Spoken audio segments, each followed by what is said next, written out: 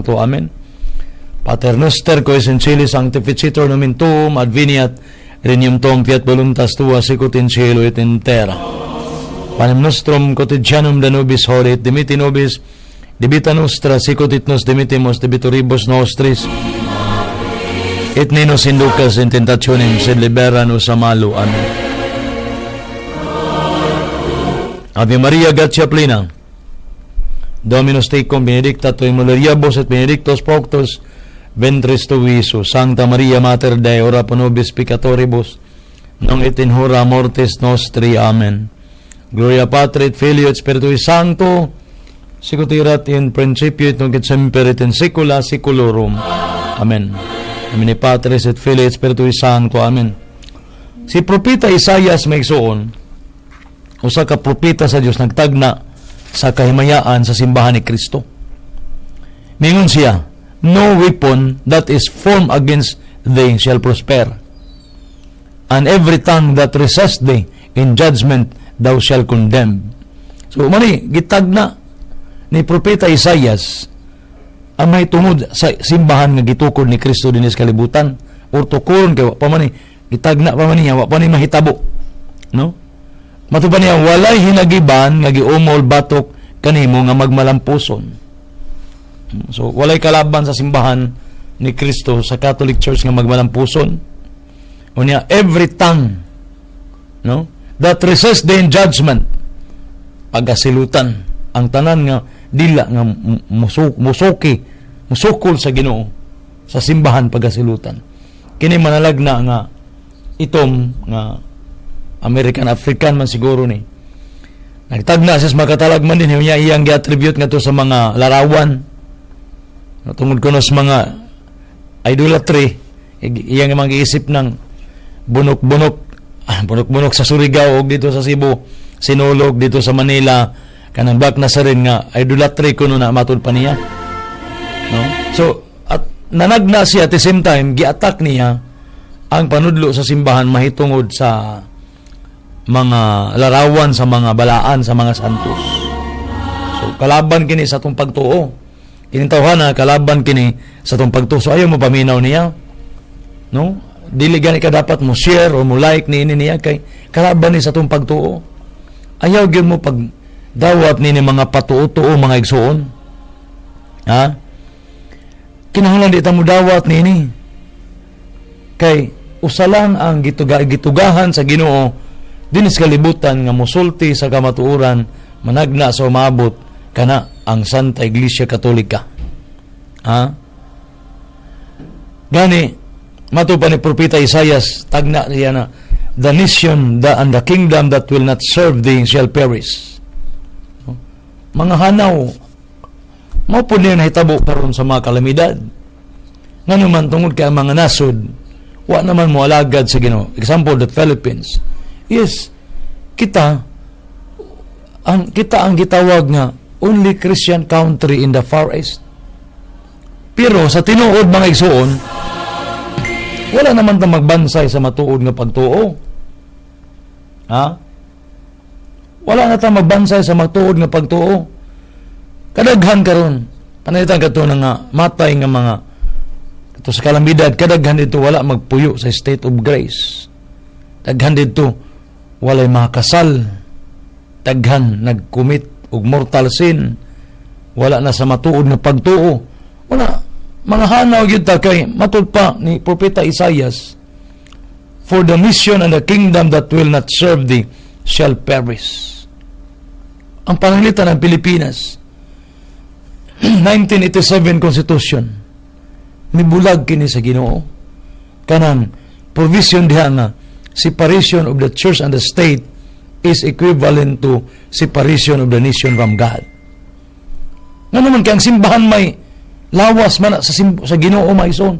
Nasa Colosas 1:18 ang simbahan mao ang lawas ni Kristo. Muna kung mabulag ka diha, wala kay grasya mo na ang Pilipinas, nibulag man siya.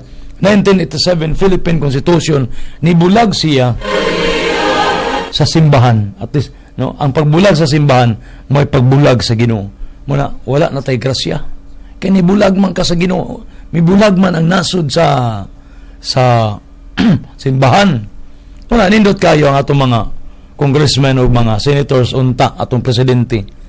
Magtanaw nini, ibalik nila ang kaning gitawag nga nasod sa simbahan. Kaya ang simbahan, lawas man ni Kristo, si Kristo man ang ulo. Kolosas 1:18, Efeso 5:23, si Kristo man ang magluwas sa simbahan nga mao yang lawas. Nga kay ang atong nasod wa naman makunik sa simbahan. O bisan sa ubang mga nasod, di naman siya connected kasi separated naman. So wala na diha sa Dios ang mga nasod mo na puro na siya sa tanang kadautan o mga kalamidad. No, for the nation and the kingdom that will not serve thee shall perish. Nana sa Isaias sa 60 mga igsoon. Kapitulo 60 versikulo 12. So, din niya makita ang pagdeklara sa dayag nga termino nga ang tanan nga musupak sa simbahan ni Kristo ug dili mo submiter sa iyang otoridad pagahukman sa silot ug mahanaw shall be condemned by here and shall perish. Mo kini nagapanghitabo karon. Basta ay pagtuo niining basag ka manalagna kuno baka kong propita man ni Black African o American African man ni nagtagna sa mga kalamidad sa Pilipinas, no? Bisag wala pa ni sa mutagna naa na ni daan sa Biblia, mabasa na nato daan kini mga kalamidad. Masahang whole chapter of St. Matthew 24, the whole chapter of ang book of Revelation. Sakay-sakay na lang ni sila sa panahon hatagyagaw magsuon. So, ang atong manuluwas nagdeklara sa susamang silot diha sa mas bugat nga termino. No? Sa dihang moingon siya sa mga magbalantay sang simbahan diha sa persona sa mga apostoles sa dihang iyang gipadala sila pagsangyaw sa ebanghelyo. Sa maingon ni Kristo sa San Mateo 14:15 ingon si Kristo, kung aduna dili mo dawat o dili mamati kaninyo, itaktak ang abog sa inyong mga tiil ug biyae ang ilang balay o lungsod. Hinumdumi kini matud pa ni Kristo. Sa adlaw sa paghukom, mas maluoy pa ang Dios sa mga tao sa Sodoma ug sa Gomora kaysa mga tao ni anang lungsod.